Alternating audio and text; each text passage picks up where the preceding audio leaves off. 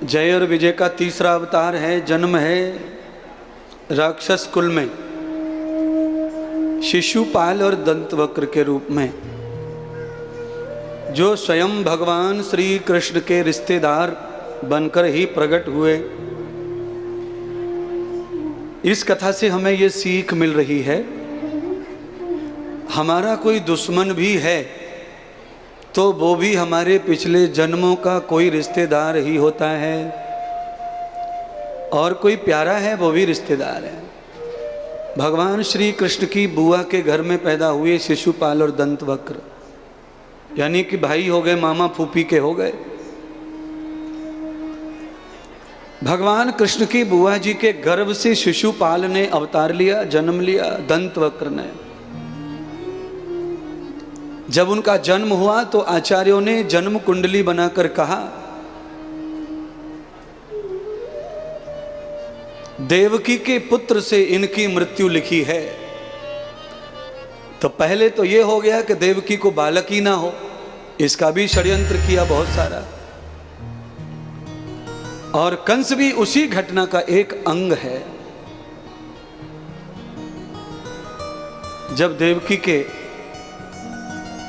ये षड्यंत्र देवकी पर सफल नहीं हुए, तब लीलाएं आगे बढ़ी, कथा आगे बढ़ी। पृथ्वी के ऊपर भार जब बढ़ गया पापों का, अधृरक्षम बदोर पृथ्वी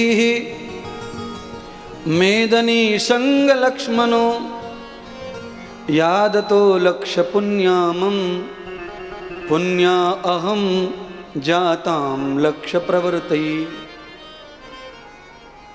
श्री नारायणो बदित कृतः मेधनी संग व्याधिताम यस्य धरति त्वया धैर्यम आपनोति संग वर्धितः। भगवान विष्णु की अर्धांगिनी धरती माता, भगवान विष्णु और धरती का जब संग हुआ उस समय धरती का नाम मेदिनी था, और मेदिनी का नाम भगवान का विवाह हो गया नारायण का।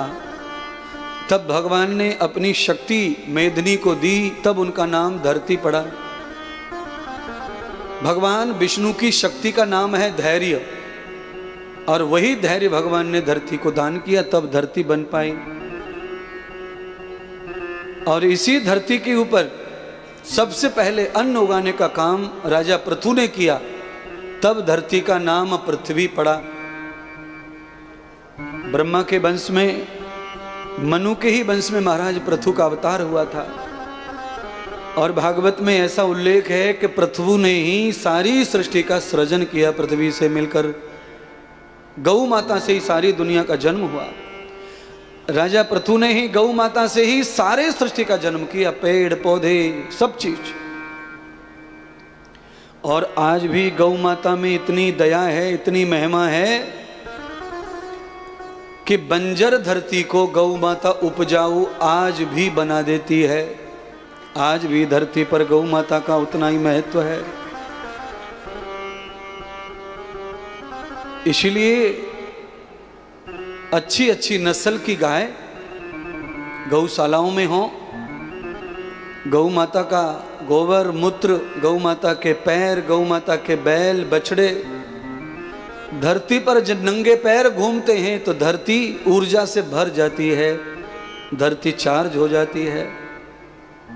जैसे हम लोग नंगा पैर परिक्रमा देते हैं तो हम चार्ज हो जाते हैं, परमात्मा की शक्ति हमें मिलती है। ऐसे ही बैल और गाय धरती पर नंगे घूमते हैं तो उनसे धरती को ताकत प्राप्त होती है, बल प्राप्त होता है।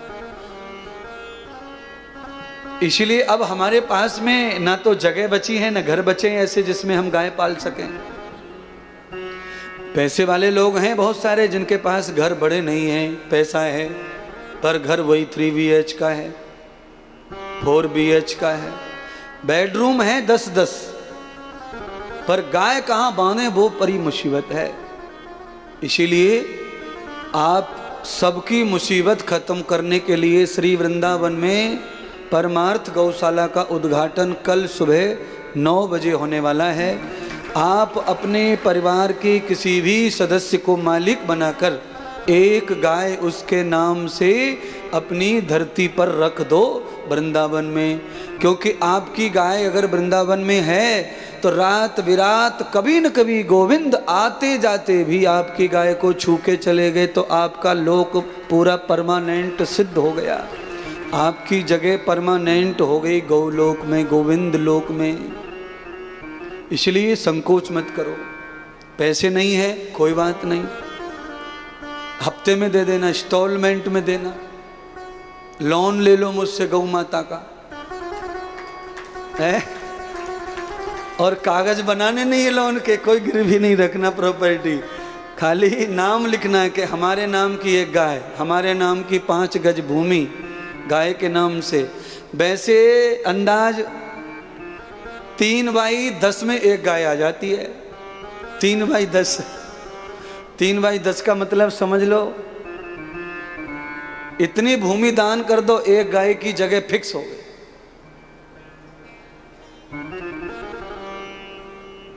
और उधार खा तो हमारे यहीं चल सके और कहूं ना चलेगा,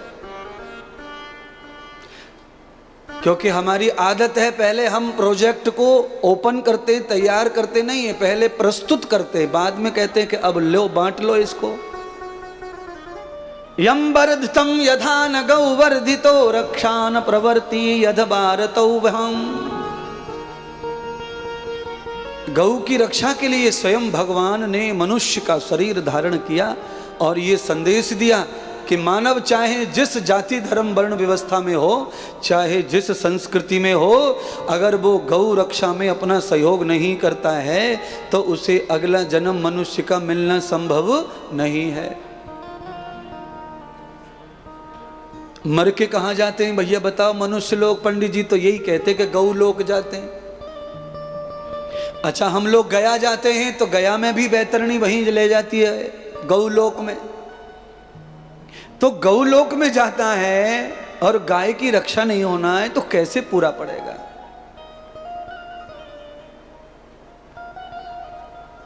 मेरा बल, मेरा साहस, मेरा संघर्ष आप सबको पता है, मिटना मंजूर है, पर जो काम हाथ में ले लिया उसको सफल करने की आदत है मेरी।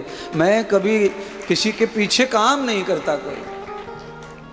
मैंने तो बताया ही 20 दिन के बाद में था कि गौशाला खरीदिए, मैंने किसी ट्रस्टी को भी नहीं बताया, निकट से निकट वाले को भी नहीं बताया।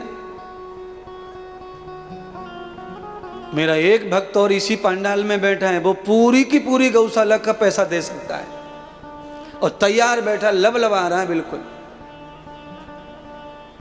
पर नहीं, सर्वम भूतान जाता हूं। मैं चाहता हूं कि सबका थोड़ा थोड़ा अंश लगना, सबको लगना चाहिए कि हमारा भी वृंदावन में कुछ है, हमारा भी कुछ है, हमारा भी कुछ है।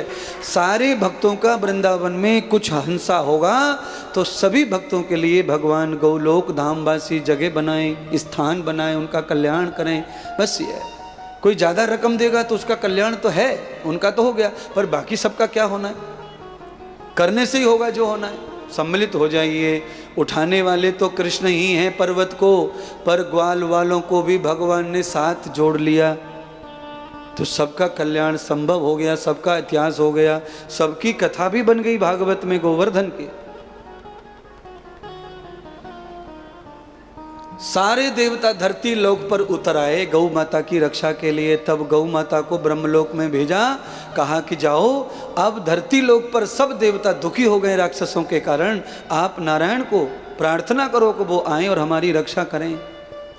तो आपको ये और कथा समझा दूं कि धरती लोक से ब्रह्मलोक तक हमारे दुखों का संदेश गाय ले जा सकती है, और कोई संदेश ले जाने वाला कोई पोस्टमैन दूसरा है ही नहीं, एक ही है गौ माता।